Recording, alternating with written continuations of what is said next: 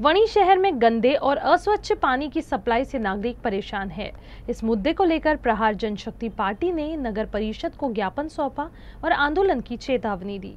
वनी शहर के नागरिकों को बीते कई महीनों से गंदा और पीने योग्य नहीं मिलने वाला पानी सप्लाई किया जा रहा है। इसके खिलाफ प्रहार जनशक्ति पक्ष के उपजिला प्रमुख मोबिन शेख के नेतृत्व में महिलाओं और कार्यकर्ताओं ने नगर परिषद को ज्ञापन देकर पानी की समस्या तुरंत हल करने की मांग की।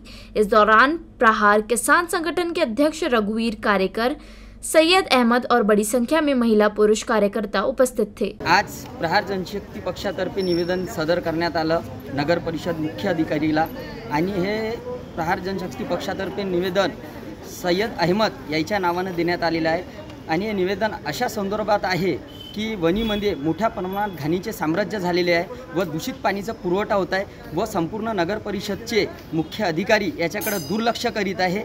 याकरिता हे निवेदन देण्यात आलं आहे। जर वणी शहरातील घाणीचे साम्राज्य जसे की दीपक टाकीज परिसर झाला जिथे वारंवार दर हप्त्याला आठवडी बाजार भरतात आणि तिथं मांसाचे तुकडे फेकले जातात आणि तिथं मोठी घाण अशी पसरलेली आहे का त्या बाजारामध्ये बाहेर गावून येणारे लोक तिथं येतात आणि बाजारपेठातून सामान खरेदी करतात तर ते घाणीमुळे त्याचे आरोग्य धोक्यात जात आहे व जिल्हा परिषद व नगर परिषदच्या शाळेमध्ये सुद्धा कचऱ्याचं व नालीचं एवढा मोठा घाण साम्राज्य जमा झालेलं आहे। त्याच्याकडे मुख्य अधिकारी साहेब व नगर परिषदचे कर्मचारी स्वच्छता विभाग हे लक्ष नाही देत आहे। याकरिता आज प्रहार जनशक्ती पक्षातर्फे निवेदन देण्यात आलेलं आहे। आम्ही नगर परिषदेचे मुख्य अधिकारी यांना प्रहार जनशक्ती पक्षातर्फे निवेदन देण्याकरिता इथं खूप मोठ्या संख्येने आम्ही इथे जमा झालेलो आहे।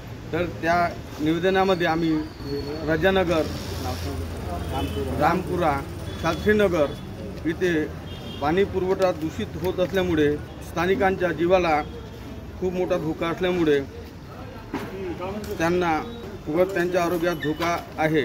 यांची पूर्ण जिम्मेदारी ही नगर परिषद मुख्याधिकारी यांची असल्यामुळे त्यांना त्या सर्व गोष्टीकडे लक्ष देऊन पाणी दूषित पाणी हे शुद्ध पाण्यात बदलवून त्यांना ते पाणी पुरवण्यात यावे